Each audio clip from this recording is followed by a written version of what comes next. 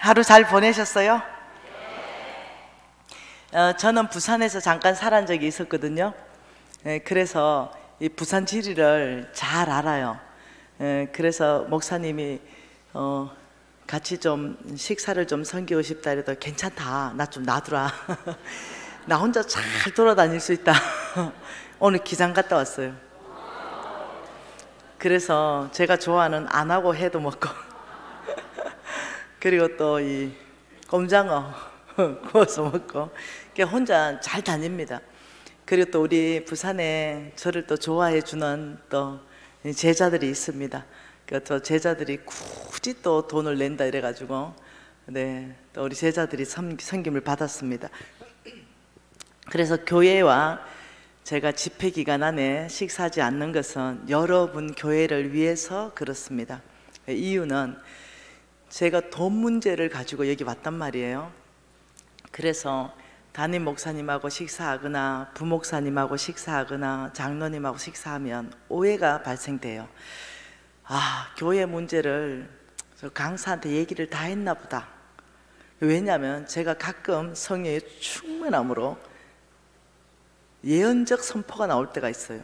그런데 어쩌면 그렇게 우리 교회 상황을 저렇게 알고 말하듯이 하냐, 저거는 얘기 안 해주고는 모른다, 이렇게 오해를 하는 거예요. 그래서 제가 어느 교회를 가든지 집회 전에 집회 기간 안에 통화도 안 하고 식사도 안 하고 이제까지 그래 왔습니다. 그래서 오직 성령께서 알게 하는 만큼, 전하게 하는 만큼 제가 부끄럽지 않게 제가 양심적으로 전해왔습니다. 교회에 눈치도 본 적이 없고 사람의 비율을 맞춘 적도 없습니다.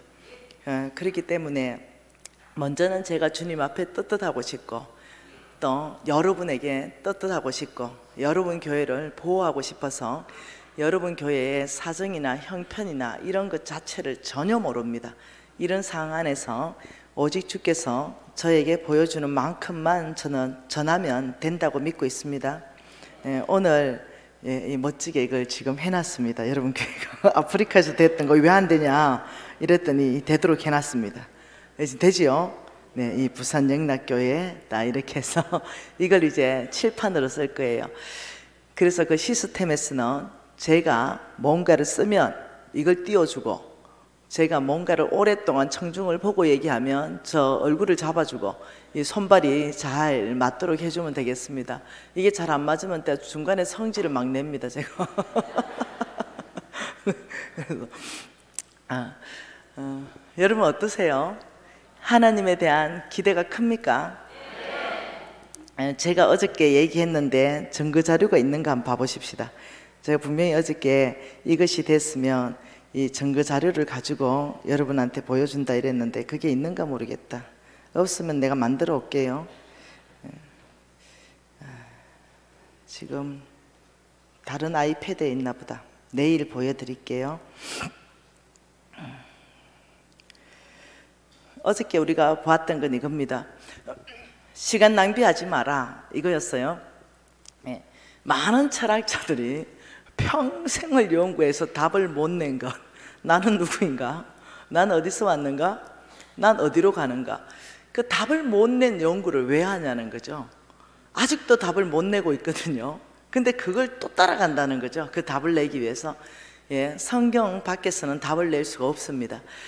그리고 수많은 이 어떤 돛 닦는 사람들, 선임들이 죄 문제를 해결하기 위해서 엎어졌다 자빠졌다 엎어졌다 자빠졌다 이러면서 해도 그 문제를 1%도 해결 못하고 마지막에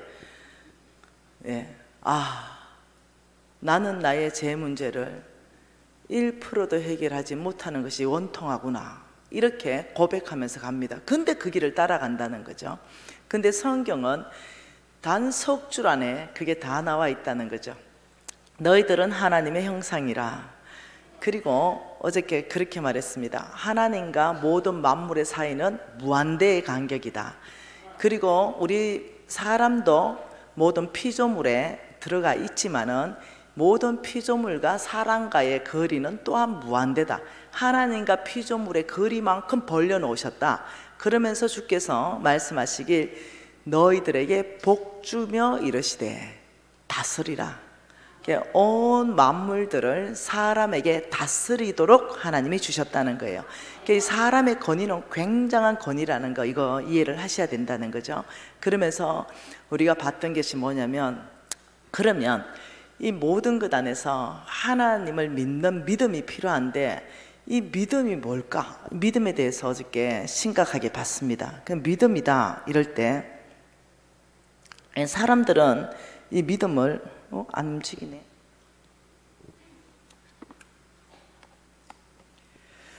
사람은 이 믿음을 자동적이다 이렇게 생각한다는 거죠. 믿음은 자동적이다. 네.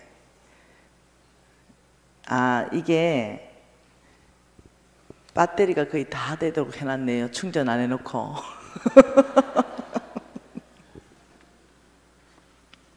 영락교회 화이팅.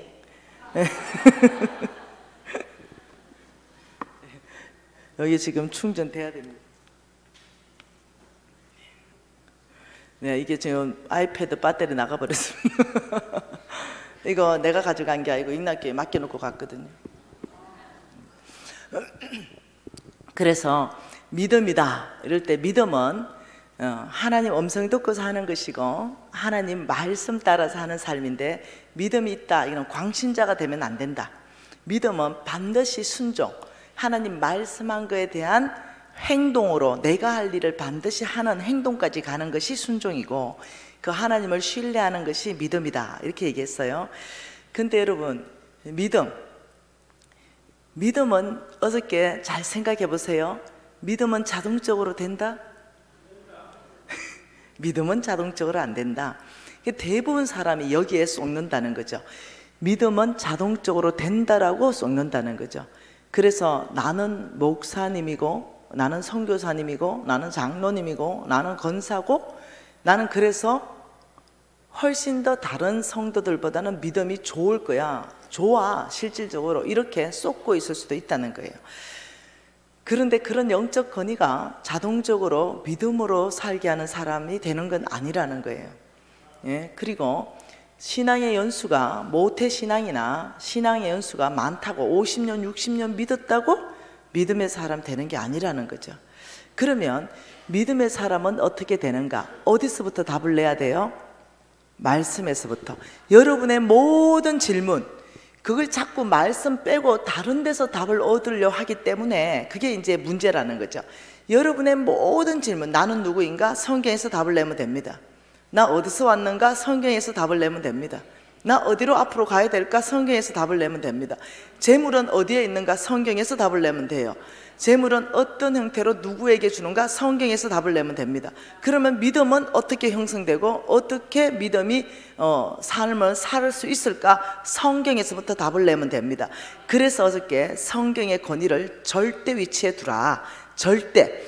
성경 위치를 절대 진리이기 때문에 성경이 맞다라면 맞고 성경이 틀리다면 틀립니다. 내 생각에는요, 죄송해요, 없어요. 성경이 맞으면 맞는 거예요. 내 생각에는 아니요, 성경이 틀렸다면 그냥 틀린 거예요. 아버지, 내 생각에는요, 이렇게 착한 일을 했고 이렇게 법 없이도 사는 사람인데 단지 예수만 믿지 않는다는 이유로 지옥 가는 것이 합당하지 않습니다. 이게 내 생각이죠. 근데 성경은 뭐라고 말하냐면 죄의 대가는 사망이다. 이 죄를 씻을 수 있는 유일한 방법은 예수의 피밖에 없다. 예수를 믿어야 천국. 이거는 그냥 법이에요. 뭐라고요? 법이에요. 뭐라고요? 법입니다.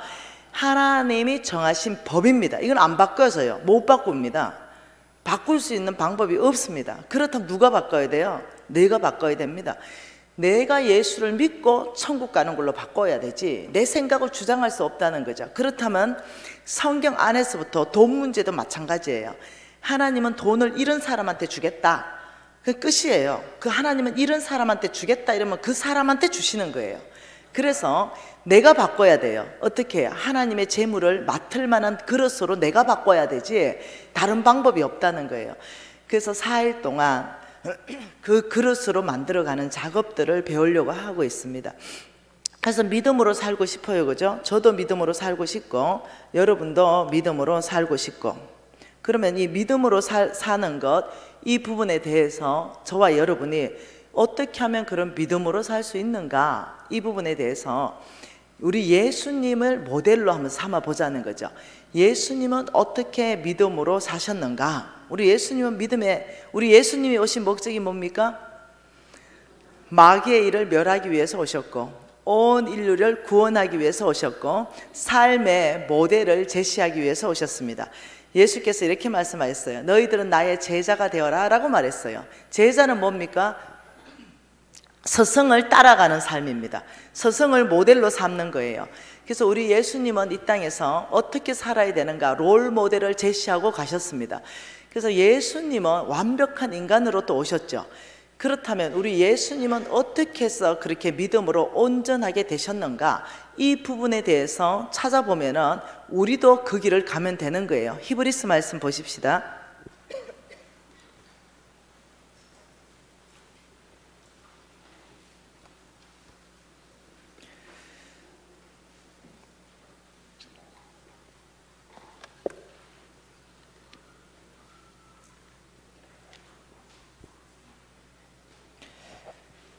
여기 좀 충전 도와주세요. 히브리서 5장 말씀 보십시다. 히브리서 5장 8절 한 절 말씀 같이 한번 봐볼게요. 히브리서 5장 8절 같이 한번 읽어보십시다. 그가 아들이면서도 받으신 고난으로 순종함을 배워서 온전하게 되셨은즉 자기에게 순종하는 모든 자에게 영원한 구원의 권원이 되셨다, 이렇게 말했어요. 지금 이렇게 말했어요. 첫째, 온전하게 되셨다, 이렇게 말했어요. 어떻게 온전하게 되셨다고 말하는 거예요? 그가 아들이면서 이렇게 말했습니다. 예수 그리스도가 아들이면서, 우리 예수님이 아들이면서도 무엇으로 순종함을 배웠나, 이렇게 말했어요. 자, 순종은 뭐라고요? 믿음이라고요. 믿음은 순종하는 거라고요. 그러니 하나님의 말씀에 순종하는 것을 우리 예수님도 배웠다, 이렇게 말하고 있다는 거죠. 순종이 자동적이다? 아니다. 믿음이 자동적으로 되는 것이 아니라 지금 뭐라 그럽니까? 그가 아들이면서 받으신 고난으로, 뭘로? 받으신 고난으로 순종함을 배웠다. 순종함은 자동적으로 되는 거다, 배워서 되는 거다. 선종은 배우는 거다. 근데 그 배우는데 웬만한 애가 잘 안 배워져요. 완악하기 때문에. 사람들의 중심이 완악하기 때문에 잘 안 배워져요. 그래서 어떠냐면 큰 내 안에 고난이 오면 놀랍게도 그 해결할 수 있는 방법이, 내가 해볼 거 다 해보거든요. 안 될 때는 죽게 돌아옵니다. 그래서 어떠냐면 배우게 되죠. 주님의 율례를 배우게 되고 주님의 법도를 배우게 되죠. 그래서 우리 예수님조차도 이 순종함을 배웠다면 저와 여러분은 배워야 되는 거예요. 이 순종함을 배우는데 어디를 통해서 배우냐면 내 인생 가운데 고난을 통해서 올 때, 고난이 올 때, 아, 왜 나는 이런 고난이 오냐, 이렇게 반응할 것이 아니라, 아버지, 이 고난을 통해서 제가 무엇을 배워야 됩니까? 이런 질문들을 해야 된다는 거죠. 아버지, 지금 나에게 있는 이 고통을 통해서 제가 무엇을 배워야 됩니까? 이 고난을 통해서 하나님은 우리에게 순종하는 사람으로 배우기를 원한다는 거죠. 그래서 예수님이 온전하게 되셨고 자기에게 순종하는 모든 자에게 영원한 구원의 권원이 되셨다, 이렇게 말했어요. 여러분, 저 역시도 마찬가지입니다. 저도 어쩌면 제가 계속적으로 성공을 했다면 이 자리에 없었을 겁니다. 교회는 다녔겠죠. 그리고 봉사도 잘했을 것 같아요. 내 성향적으로 헌금도 많이 했을 것 같아요. 그런데 종교인이었겠죠. 정말 믿음의 삶으로 이런 삶은 살지 못했을 것 같아요. 근데 내 인생에 큰 고난이 왔습니다. 여러분, 시편 119편 한번 봐보십시다. 시편 119편.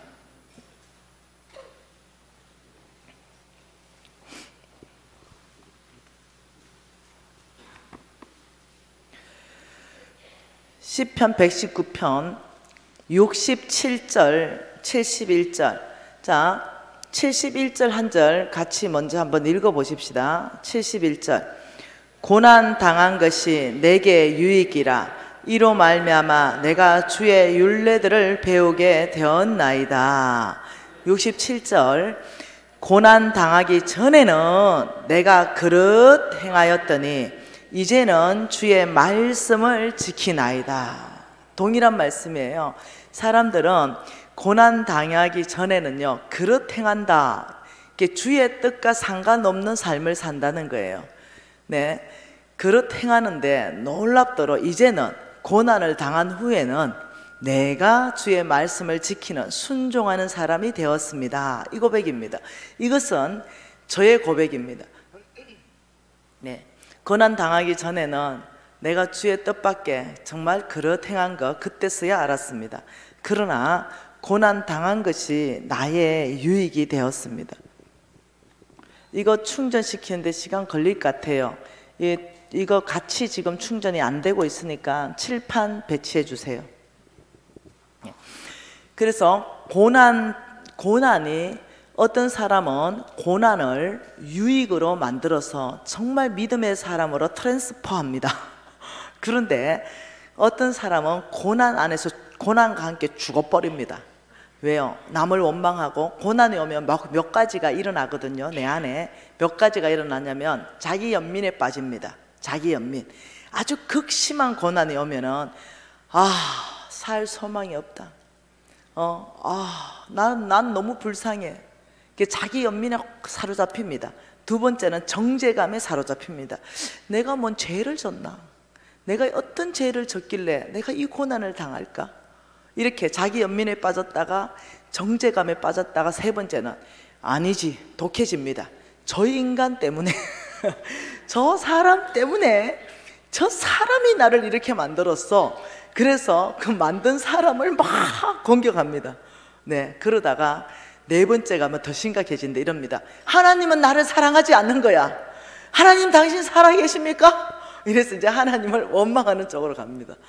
네, 이렇게 해서 그 강야에서 죽어버린 사람이 있는가 반면에 어떤 사람은 이 고난을 통해서 이것을 나에게 유익으로 만들어내면서 예수님이 고난을 통해서 순종함을 배웠다면 나 역시도 내가 하나님 앞에서 이 고난을 피하는 것이 아니라 직면해서 아버지 배우겠습니다. 그러면 주님, 이 고난, 이 고통을 통해서 저에게 무엇을 가르치기를 원하십니까? 이 질문. 제가 오늘 제가 사랑하는 제자집을 방문했습니다. 그 제자집을 방문해 가지고 제가 제일 먼저 들어가서 질문했던 게 이겁니다. 주님, 그 제자가 지금 고통 가운데 있거든요. 주님, 우리 제자가 왜 이 고통 가운데 있어야 됩니까? 정말 잘 되면 좋겠는데, 내가 사랑하는데. 이렇게 하는데 주님이 저한테 하신 말씀이 베드로 5장 6절과 7절 말씀이었어요. 하나님의 능하신 손 아래서 겸손하라. 때가 되면 너희를 높이시리라. 너의 염려를 다 주께 맡겨라. 이는 그가 너희를 돌보심이라. 이 두 절 말씀을 정확하게 저한테 하셨어요. 그러면서 제가 알았죠. 이 두 부부를 하나님께서 무엇을 다루고 있는가? 이것은 하나님이 쓰시기 위해서 그 깊이 안에 그 고난을 통해서 겸손한 사람으로 훈련시키고 있었던 거예요. 네, 그러면 그 고난은 언제 물러갑니까? 이 훈련의 목적 끝나면 물러갑니다. 이 겸손해지고 이러면 물러가는 거죠. 겸손의 정의가 또 뭐예요? 겸손의 정의? 겸손하다, 이거는 자기 자리를 지키는 거예요. 자기 자기를 지키는 게 겸손이에요. 예를 들면 내가 옛날에 엄청 잘 나갔던 사람인데 여전히 잘 나간 것처럼 착각하면 안 된다는 거예요. 예전에 잘 나갔지만 지금은 칼국수밖에 먹을 수 없는 형편이에요. 예를 들면 그러면 칼국수 먹는 것이 겸손한 삶입니다. 내가 예전엔 무지 잘 나갔는데 지금은 아주 힘들고 빚져 있고 어려워요. 그런데도 나는 하얏트 호텔에 가서 식사한다. 이 자체가 벌써 교만한 삶이라는 거예요. 내 바운다리를 넘어간다는 거예요. 그것 자체도 훈련이라는 거예요. 내 삶에 지금 허락된 환경 안에서 순복할 수 있는 것. 네, 이 모든 삶 전체 안에서 하나님이 이 부부를 다루는 걸 보았습니다. 그래서 소망이 있는 건 이겁니다. 때가 되면 내가 너희를 높이리라. 너의 염려를 다 주께 맡겨라. 이는 그가 너희를 돌보심이라. 아, 기뻤습니다. 두 메시지가 같이 왔죠. 하나는 소망이고 하나는 너의 교만을 꺾을 것이다. 우리 밑에 있는 뿌리 안에 있는 그 교만을 다루는 걸 보았습니다. 그래, 밥 먹으면서 얘기를 해줬습니다. 지금 너의 부부를 다루는 것은 하나님이 다른 게 아니라 그 뿌리 안에 있는 그 겸손을 심기를 원한다. 뿌리까지. 그래서 어떻게 하나님은 교만한 자를 대적하시고 겸손한 자를 가까이 하시고, 교만은 패망의 선봉이고 겸손은 종기의 앞잡이라. 이 부부를 높이 서시고 싶고 이 부부를 놀랍게 서고 싶은데 하나님이 그 안에 있는 걸 다루셔야 되는 거죠. 여러분, 제한테도 이 말씀을 하셨어요. 제가 불치병 걸리고 주님 앞에 있었을 때 주님께서 너는 나의 능한 손 안에서 잠잠하라 그랬어요. 나한테 잠잠하라. 네, 잠잠하라. 이 성경 말씀대로 겸손하라 이렇게 말하지 않았어요. 잠잠하라 이렇게 말했어요. 그러면서 하나님이 또 이렇게 말했어요. 남들이 너를 낮추면 너는 교만하였노라 라고 하고 그냥 잠잠히 있어라 이렇게 말했어요.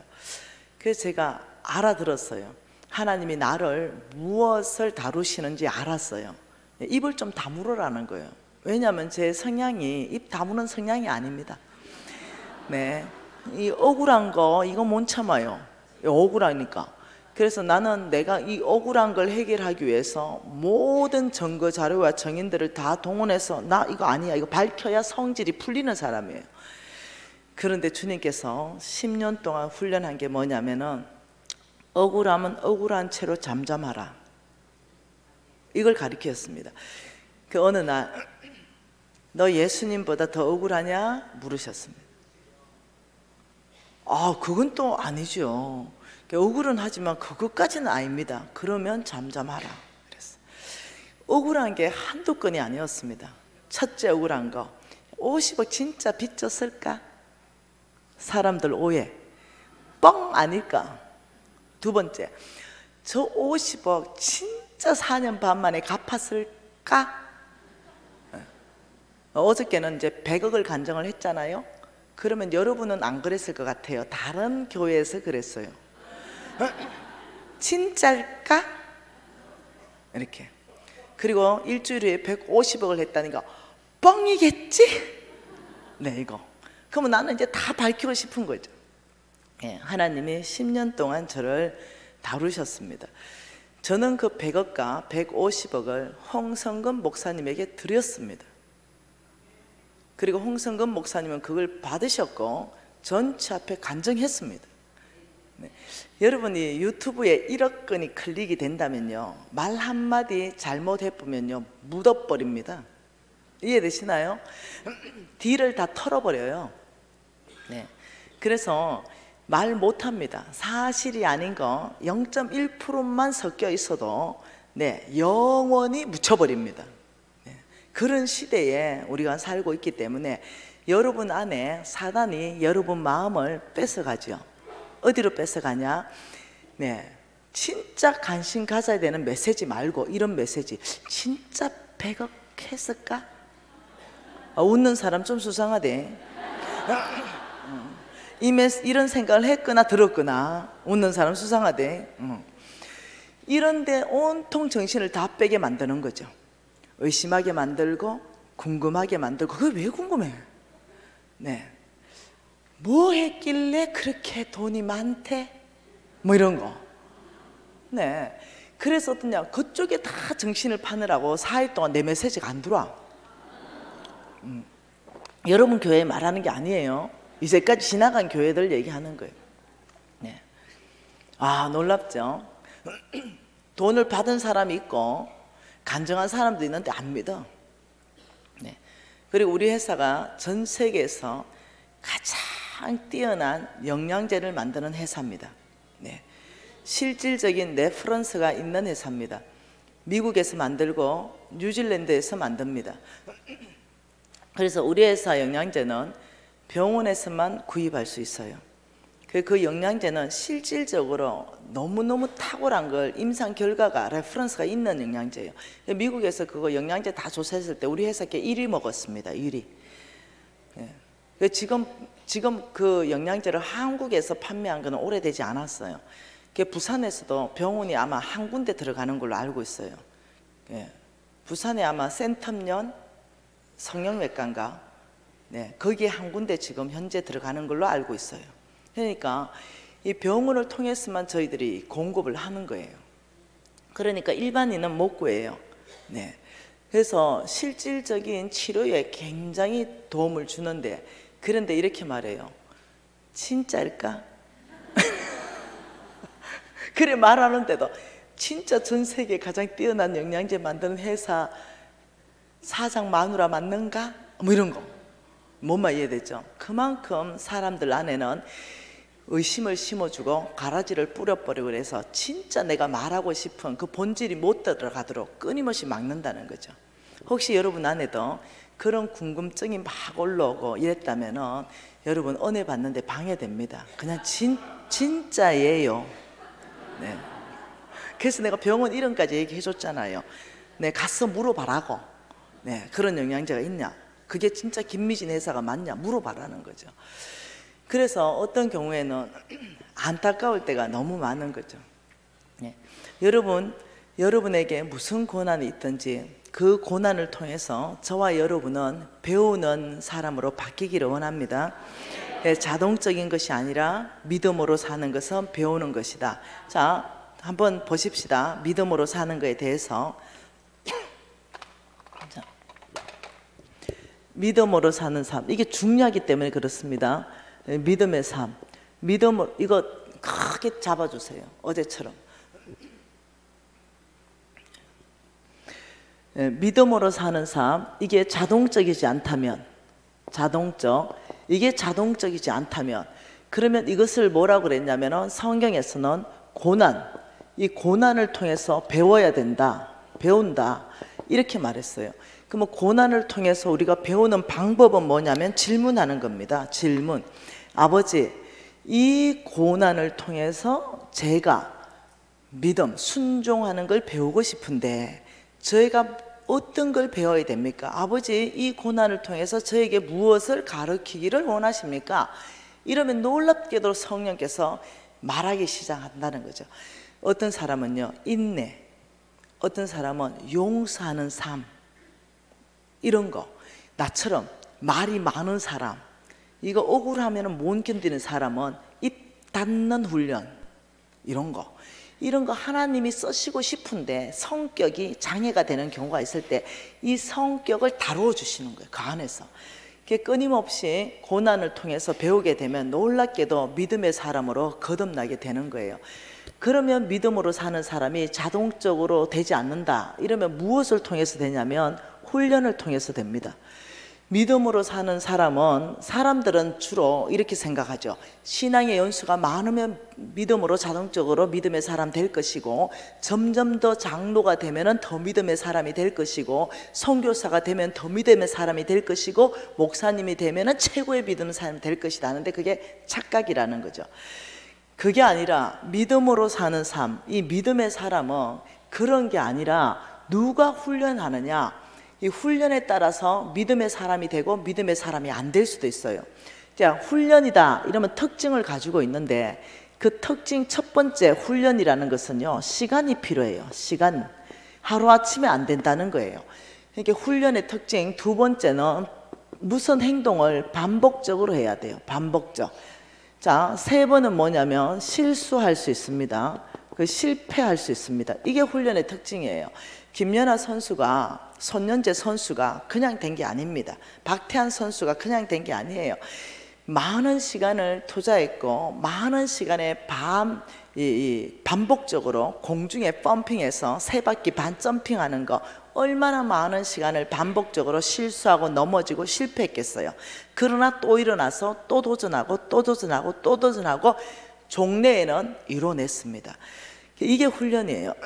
그래서 제가 일본에 NCMN 왕의 재정학교에 가서 여러분, 믿음의 사람이 일단 재물을 돌파하게 되는데 이 믿음의 사람 되기 위해서 훈련하십시오. 이래서 훈련을 몇 가지를 가르쳐 줬습니다. 그리고 우리 NCMN 왕의 재정학교 그 1번 재팬에서 이제 그 배운 사람이 교회로 돌아갔습니다. 그리고 목사님, 저는 이제 믿음으로 사는 사람을 훈련하는 사람이 될 것입니다. 훈련한 중에 있습니다. 이랬더니 일본 목사님이 난리가 났습니다. 벼락이 떨어졌습니다. 이단에 갔다 왔냐? 그 이단이냐? 누가 믿음으로 사는 걸 훈련으로 된다고 가르치느냐? 그래서 김미진 간사와 홍성건 목사님한테 배웠습니다. 이랬더니 완전히 그냥 이단적인 메시지를 네가 듣고 왔다. 그 단체는 아마 이단이다. 막 이렇게 얘기했다는 거예요. 그래 이 아이가 아무리 들어도 이단 아닌 것 같은데 우리 담임 목사님이 이단이라고 가지 말라고까지 얘기했다. 그게 뭔데? 뭐 때문에? 이러니까 믿음으로 사는 걸 훈련으로 된다고 가르치는 메시지는 이단이다. 이렇게 말했다는 거죠. 그래서 제가 목사님이라 하더라도 성경 말씀에 계시함이 없으면 반쪽짜리를 가르칠 수 있겠구나, 이런 생각을 했습니다. 그래서 그 목사님은 그러면 믿음으로 사는 걸 어떻게 말씀하시더냐? 이러니까 오직 성령의 능력으로만 살 수 있다, 이렇게 말했다. 이거는 힘으로 되지 않고 이거는 능으로 되지 않고 오직 나의 신으로 된다. 그렇게 성령의 능력으로만 오직 믿음으로 살 수 있지 이 훈련으로 되는 게 아니다. 이 인본적인 것 같은 이런 어떤 것을 가르치냐, 이렇게 됐다는 거죠. 여러분, 틀린 말 아닙니다. 맞는 말이에요. 네, 성령 충만하고 성령 능력으로 틀린 말 아니에요. 그러나 반쪽입니다. 네, 이것만 강조하게 되면요, 결국은요 믿음으로 잘 못 살아낼 가능성이 굉장히 많습니다. 그게 아닙니다. 성경은 전체 안에서 뭐라고 말하냐면 그 전체 안에서 훈련이라고 말하고 있습니다. 성경은 출애굽시켜서 하나님께서 이들에게 광야로 이끌어 갔습니다. 왜 이끌어 가는지 알죠? 이 광야에 가서 훈련을 시킨 거예요. 광야에 가서 하나님이 누군지를 가르치고 하나님이 일하시는 방법을 가르치고 하나님의 전능하심을 가르치고 그들에게 기근을 보내면서 그 음식을 주는 분이 누군지 그걸 또 가르치고 끊임없는 훈련의 반복을 통해 가지고 이들이 광야 학교에서 훈련을 통해서 하나님이 누군지를 알아간 거예요. 그래서 신명기 8장을 대표적으로 한번 봐보십시다. 신명기 8장. 우리가 이런 기반들을 알아야 훈련을 할 수 있다는 거예요. 자, 신명기 8장 1절 한 절 같이 한번 읽어볼게요. 내가 오늘 명하는 모든 명령을 너희는 지켜라. 이 말이 뭐예요? 믿음으로 살아라, 이 말입니다. 하나님 말씀 따라 살아라, 이 말이에요. 너희는 내가 명령하는 하나님의 명령을 지켜라. 이게 믿음으로 살아라. 그리하면 믿음으로 살면 너희가 살고 번성하고 여호와께서 너희의 조상들에게 맹세하신 땅에 들어가서 그것을 차지할 것이다. 이 말은 너는 나의 말씀 따라서 믿음으로 살게 되면 너는 번성하게 되고 내가 약속한 대로 너는 그 가나안 땅에 들어가서 그 땅을 차지하게 될 것이다. 이 약속의 말씀입니다. 그래 하기 위해서 2절 같이 읽습니다. 내 하나님 여호와께서 이 40년 동안에 내게 광야의 길을 걷게 하신 것을 기억하라. 내 하나님 여호와께서 40년이랬어요. 40년 동안 광야는 광야 학교로 집어넣어 버렸다 이거예요. 광야로 몰아넣어 버렸다 이거예요. 그걸 기억해라. 누가 광야로 걷게 했냐? 하나님께서 40년을 그냥 뭐 한 일주일이면 갈 길을 워낙 완악하고 준비되지 않고 늘 불순종하고 거역하니 이 백성 그대로는 못 들어가는 거예요. 그래서 하나님이 뺑뺑이를 40년을 돌리면서 광야길을 걷게 하신 그 하나님을 기억해라. 이유가 있다. 그 이유는 너희들이 모두 목이 곧은 백성이고 너희들이 교만하여, 그래서 내가 그렇게 광야의 길을 걷게 한 것은 뭐라고 말합니까? 너를 교만을 꺾겠다는 거예요. 너를 낮추겠다. 그리고 광야에 집어넣어서 너를 시험하겠다. 하나님은 시험하시는 분이십니다. 여러분, 시험 사단이 시험도 합니다. 그거 사단의 시험을 템테이션이라 그래요. 유혹이라 그럽니다. 하나님의 시험하고 달라요. 그러니까 하나님이 시험할 때는요, 그 사람을 믿음으로 사람으로 성장시키고 상 주기 위해서 시험하는 건 하나님의 시험입니다. 사단의 시험하고 야고보서 1장 보면 시험 일어나기 때문에 약간 헷갈리는데 다릅니다. 하나님이 너를 교만을 꺾고 너를 시험하는데, 그 시험하는 이유가 뭐라 그래요? 내 마음이, 너희들의 마음이 어떠한지, 하나님의 명령을 따라서 사는지 살지 않는지, 이 말이 믿음으로 사는지 네 뜻대로 사는지, 이걸 시험한다는 거예요. 그러면서 하시는 말씀이 내 마음이 어떠한지 그 명령을 지키는지 지키지 않는지 알려 하심이라. 그러니까 하나님이 알고 싶은 것 있다는 거예요. 그게 뭐냐면 네 중심이다. 믿음으로 사는지 안 사는지 그거 알고 싶은데, 그거 알려면 광야로 집어넣어 버리면 믿음의 현 주소가 나와 버린다. 이 믿음의 현 주소에서 믿음으로 따라가는 사람이 있고 거역하는 사람이 나오는 거예요. 그러면서 또 3절에 뭐라 그래요? 너를 낮추시며 너를 줄이게 하시며 또 너도 알지 못하며 내 조상도 알지 못하던 만나를 내게 먹이신 것은 사람이 떡으로만 사는 것이 아니요 여호와의 입에서 나오는 모든 말씀으로 사는 줄 내가 알게 하리라. 예, 내가 너를 또 교만을 꺾고 너를 줄이게 한다. 배고프게 할 것이다. 하루 벌면 하루 먹는 거예요. 돈이 모아지지가 않아. 늘 다람쥐 쳇바퀴 도는 삶. 이렇게 사는 이유는 사람이 떡으로, 그런 재물로 사는 것이 아니라 오직 여호와 입에서 나오는 말씀 따라 사는 믿음으로 살아야 되는지 네가 알아야 된다, 이 말이에요. 그러면 2절은 뭐예요? 하나님이 알고 싶은 것, 네 중심. 3절은 뭐예요? 네가 알아야 되는 것, 너희들이 알아야 되는 것, 오직 믿음으로 사는 것. 이 두 가지가 강야의 목적입니다. 나는 강야에서 너의 중심들을 알고 싶고, 너희들은 떡이 아니라 말씀, 믿음으로 사는 것을 너희들이 알아야 된다. 이게 광야의 목적이에요. 그러면 우리 안에 있는 어려운 강야는요, 이 두 가지 목적에 부합되면요, 여러분이 통과됩니다. 네, 내 중심이 하나님께 이제 보여지고 내가 주의 길을 따라서 가게 되면요, 강야는 빠른 속도로 지나가게 됩니다. 그래 되면 16절에 광야를 보낸 목적이 나오죠. 16절 같이 읽습니다. 내 조상들도 알지 못하던 만나를 광야에서 내게 먹이셨나니 이는 다 너를 낮추시며 너를 시험하사, 어디서 시험해요? 광야에서 시험하사 마침내 내게 복을 주려 하심이라. 하나님은 광야에 집어넣고 우리의 중심을 시험하면서 실질적으로는 복 주기 위해서 광야를 통과하게 하십니다. 어저께 모세도 얘기했잖아요. 그러면서 그 복이 무슨 복이냐면 12절과 13절의 복입니다. 같이 읽습니다. 내가 먹어서 배부르고 아름다운 집을 짓고 거주하게 되며 내 소와 양이 번성하며 내 은검이 정식되며 내 소유가 다 풍부하게 될 때, 여러분 하나님을 오해하지 마십시오. 우리 하나님께서는요, 우리가 아름다운 집을 짓고 거주하는 걸 원하십니다. 우리 하나님은 내 소와 양이 번성하기를 원하십니다. 내 은검이 정식되기를 원하십니다. 내 소유가 다 풍부하게 되는 걸 원하십니다. 그리고 하나님은 이것을 주겠다라고 말씀하시는 거예요. 그런데 이렇게 되면 14절에 우리들의 마음이 교만하여서 내 하나님 여호와를 잊어버릴까 내가 염려한다.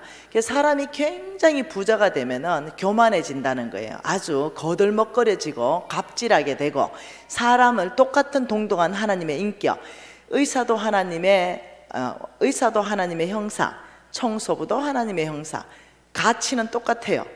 예, 10,000원짜리가 빳빳해도 10,000원, 구겨져도 10,000원, 더러워도 10,000원. 네, 이게 다 똑같이 10,000원의 가치가 있어요. 청소부도 하나님의 존귀한 형상으로서 가치가 똑같고, 내가 변호사, 판검사, 교수라도 하나님의 형상, 똑같은 동등한 가치 안에 있습니다. 예, 점만 좀 다를 뿐이에요.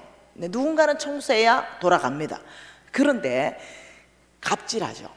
나는 위에 있는 사람, 너는 밑에 있는 사람. 굉장히 사회가 이상하게 돌아가고 있죠. 네, 굉장히 마음부터 교만해져서 백화점 쇼핑에도 어떻게 해요? 그냥 너무 감사하잖아요. 나를 위해서 수고해주고 나를 위해서 옷을 골라주고 너무 고맙잖아요. 너무 고맙고 직원들한테 말 한마디에 친절하는데 그게 아니죠. 아주 그냥 알로 보고 아주 그냥 무시하고 이렇게 하죠. 예, 그래서 얼마나 마음이 교만해지는지 그 하나님을 잊어버릴까 염려한다. 그러면서 17절에 이렇게 같이 있습니다. 17절에 뭐라 그래요? 그러나 내가 내 마음에 이르기를 내 힘, 내 능력, 내 손의 힘으로 내가 이 재물을 얻었다. 얼만큼 교만하나? 하나님이 복 줘도 네, 절대로 이 하나님의 복에 대해서, 하나님의 주권에 대해서 인정 안 합니다. 내가 잘났고 사업수단 있고 내가 PT 잘하고 내 힘, 내 능력, 내 지혜로 내가 이 재물 얻었지 뭔 하나님이 줬다고 말하냐, 내가 사업 잘했는데, 이렇게 얘기한다니까요. 네, 그런 사람은 네, 이렇게 하나님이 쭉 한번 눌러놓으면 병원에 가서 한 달만 꼼짝달싹하게 안 오면은요, 그때는 묵상을 많이 합니다. 아, 네. 아, 돈이 이래 많아도 이거 완전히 내가 손발 아무것도 꼼짝 못하니까, 이야, 이거 보통 일이 아니네. 네, 그 의사가 이제 당신은 불치병입니다, 나는 못 고칩니다 이러면 이제 누워서 꼼짝도 못하는데, 그때 되면 돈도 필요 없습니다. 아이고 주님 한 번만 살려주면 이제 겸손, 거의 교만했던 건 다 떠오릅니다. 그때부터는 완전히. 그리고는 회개하고 울고불고 새 사람 돼서 나오고. 네, 하나님 한번 눌러주면 그 간단하게 해결됩니다. 네, 근데 하나님은 그렇게 안 하시죠. 하나님은 노하기를 더대하시고, 하나님은 자비로우시고 은혜로우시며 오래 참으시고 기다리시는 거예요. 그래서 하나님이 내 능력, 내 손의 힘으로 네가 이 재물을 얻은 것이 아니다. 그러면서 18절에 뭐라 그럽니까? 내 하나님 여호와를 기억하라. 그가 내게 재물 얻을 능력을 주셨음이라. 이렇게 말하는 거예요. 재물 얻을 능력이 어떤 사람은 어떻게 오냐? 머리에 다 옵니다. 머리. 예, 두뇌, IQ. 우리 신랑이 특히 그런 사람입니다. 우리 신랑은 천재입니다.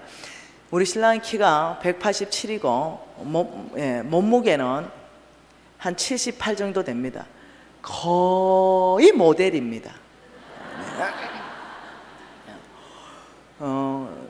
지금도 얼핏 보면은 30대 초반처럼 보입니다. 자기 관리가 철저합니다. 그래도 좋은 영양제를 드십니다, 그분은. 네.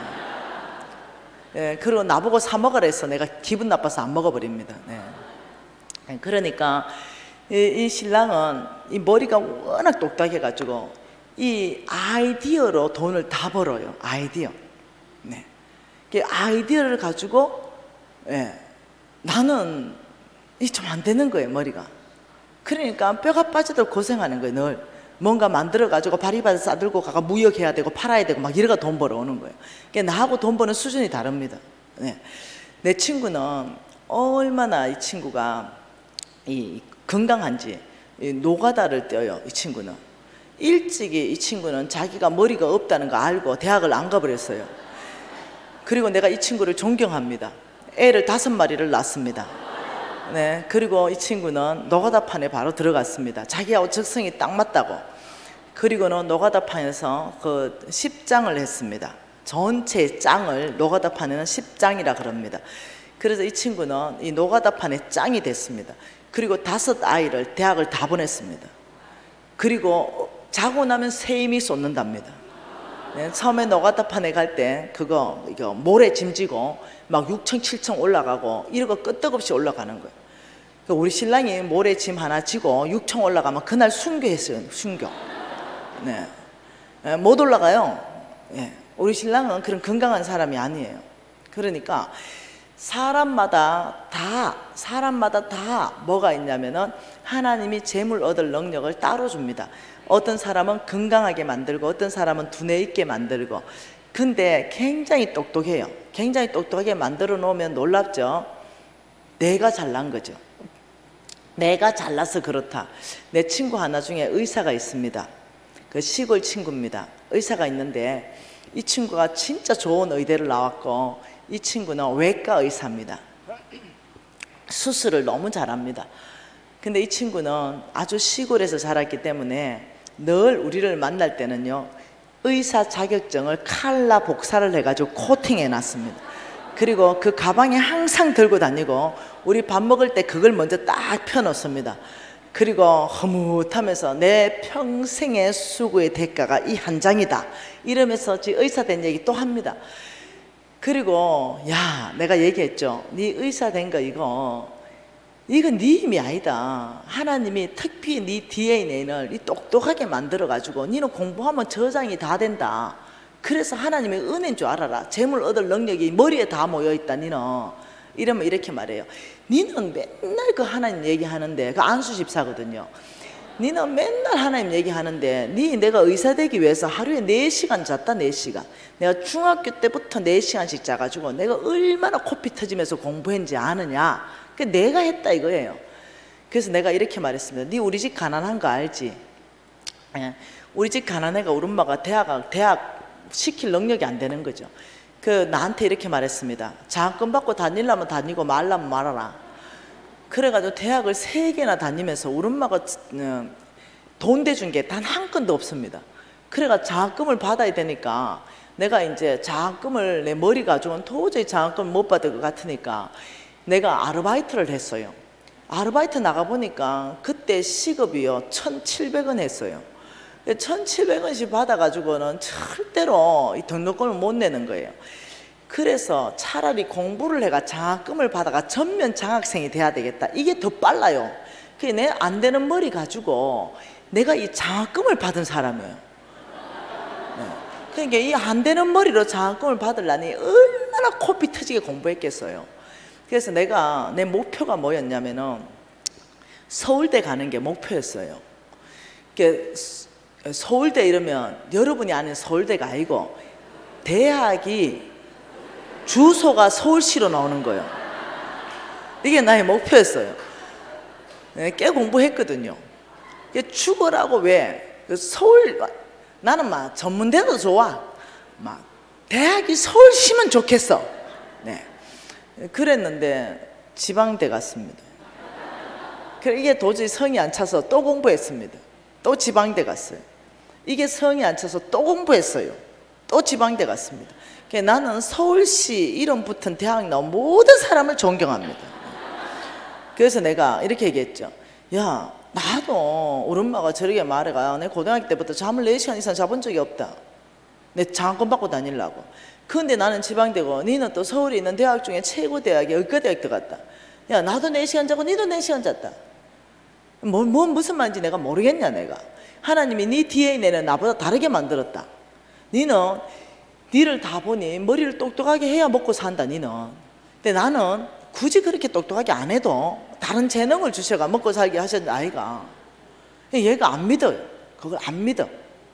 내 힘, 내 능력, 내 지혜, 내 방법. 내가 이래 니는 하나님이 쫙 눌러놔야 그 교만이 좀 빠지겠다. 이렇게 말했어요. 그래서 내가 이렇게 말했어요. 성경 전체를 읽어보니까 하나님이 누르는 방법은 2가지더라.